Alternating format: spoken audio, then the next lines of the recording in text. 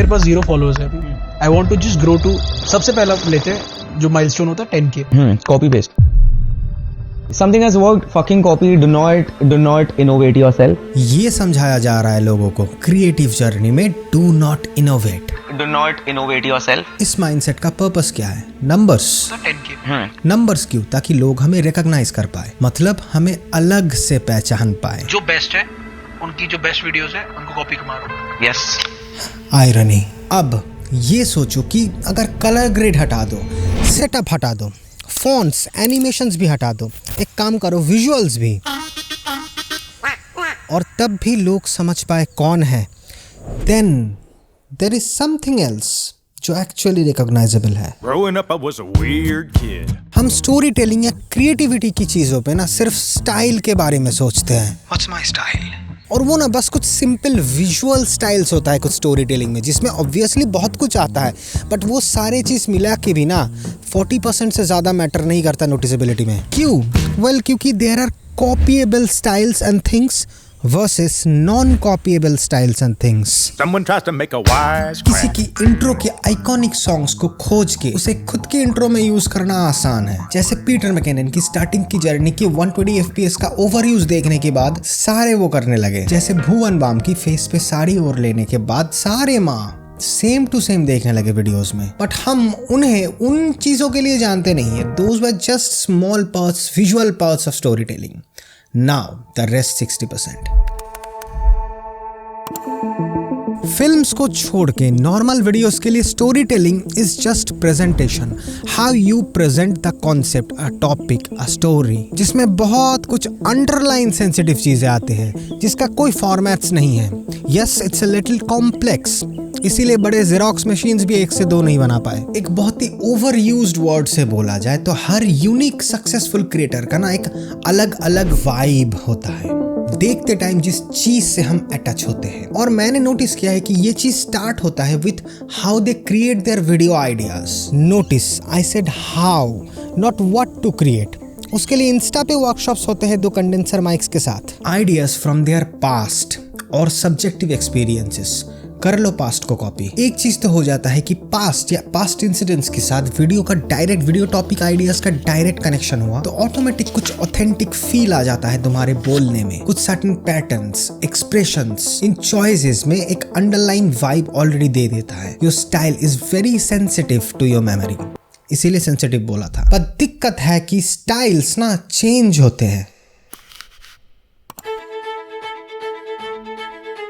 2 videos camera पे बना ली, फिर एक मोबाइल पे, कभी पहाड़ जा रहे, कभी समुंदर, कभी जंगल, इसके माँ का वैरायटी, तो स्टाइल चेंज होगा ही, होना भी चाहिए। ऊपर का विजुअल स्टाइल्स, अंदर का तो एक है वो आइडिया जनरेशन पैटर्न्स तुम्हारा। और एक चीज मूवीज में नोटिस करोगे तो देखो कि हर अच्छे रिकॉग्नाइजेबल डायरेक्टर्स का अपना अपना अलग नोटिसेबल बैकग्राउंड स्कोर्स होते हैं। क्रिस्टोफर नोलन का एक अदर वर्ल्ड हम टेरा टेरा टेरा टेरा, एक राइजिंग वाइब, एक राइजिंग ट्यून होता है। क्वेंटिन टेरेंटिनो का एपिक पंच वाला एपिक वेस्ट, सत्यजीत रॉय का नॉस्टैल्जिक अलग ही orchestra feel, which are very recognizable. हम वैसे ऑर्केस्ट्रास बना नहीं सकते खुद से बैठ के, but we can create our own choice and mainly how to play with it.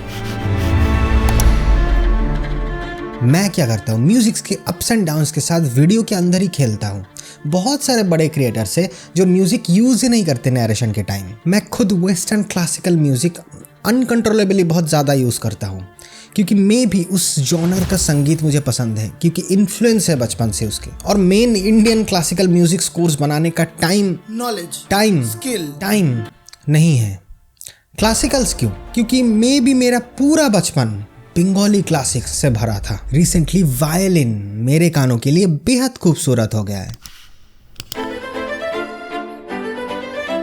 क्योंकि वायलिन प्लेस का हर ऊपर नीचे का वैरायटी का पार्ट मेरा सब्जेक्टिव पसंद है, तो हर पार्ट को मेरी खुद की नज़र से देख के उसे अलग अलग यूज करना मेरा सब्जेक्टिव चॉइस है। No formats here. स्क्रिप्ट में कोई कॉन्फ्लिक्ट पार्ट आता है तो ऑटोमेटिकली मेरे दिमाग में लिखते टाइम ही म्यूजिक चेंज हो जाता है। और म्यूजिक चॉइस भी बहुत इन्फ्लुएंस्ड होता है मेरे म्यूजिक बैकग्राउंड के हिसाब से, जिसमें बहुत बार क्लासिकल्स की तरह मैंने म्यूजिक को फास्ट या स्लो किया है to match the script at that point, जो उस म्यूजिक ट्रैक या गानों में होता ही नहीं है।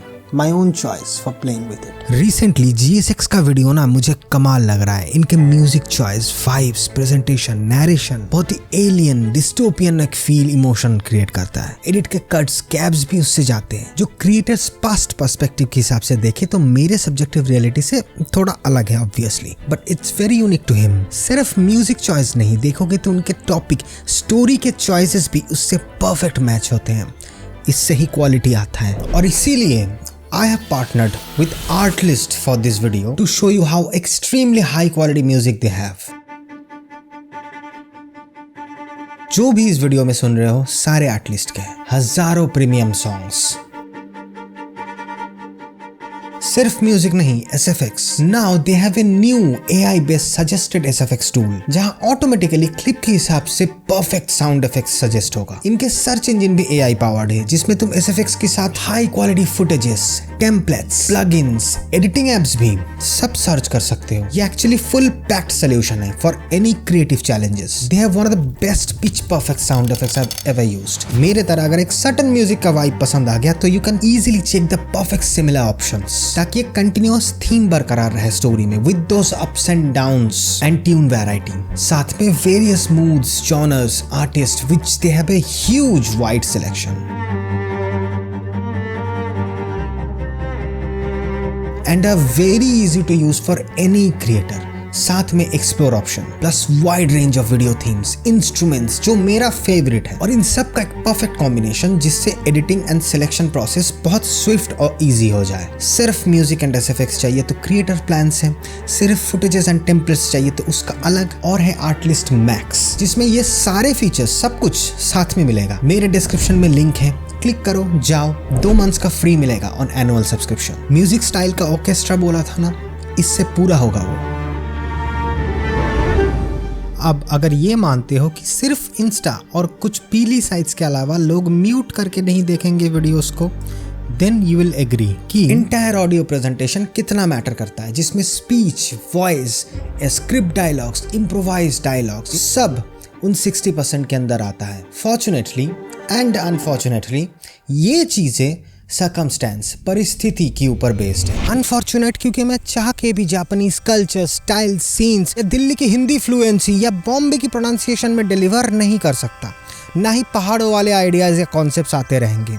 बट यही सारे चीज अगर मैं जबरदस्ती करने की कोशिश ना करूं देन इट्स फॉर्चुनेट, क्योंकि these boundaries make my presentation well mine, my type of ideas, my type of throwing, my type of deliveries, my type of songs. मेरा words अगर 1-2 लोगों को भी थोड़ा क्रिएटिव लगा तो उसका रीजन मे भी ये है कि मैं बचपन से सुकुमार रॉय जैसे लेजेंड्स को पढ़ते आ रहा हूँ, इसीलिए मे भी थोड़ा बहुत ह्यूमर का इन्फ्लुएंस भी है राइटिंग में. Very sorry for those who don't know Bengali. Proper novel style story telling मुझे इसीलिए पसंद है इतना क्योंकि मे बी इन सारे बंगाली लेजेंडरी ऑथर्स या इंटरनेशनल ऑथर्स, ब्योमकेश जैसे कैरेक्टर्स मेरे बचपन का एक बहुत बड़ा पार्ट रहा है. And most importantly lots and lots of time to observe your character curve.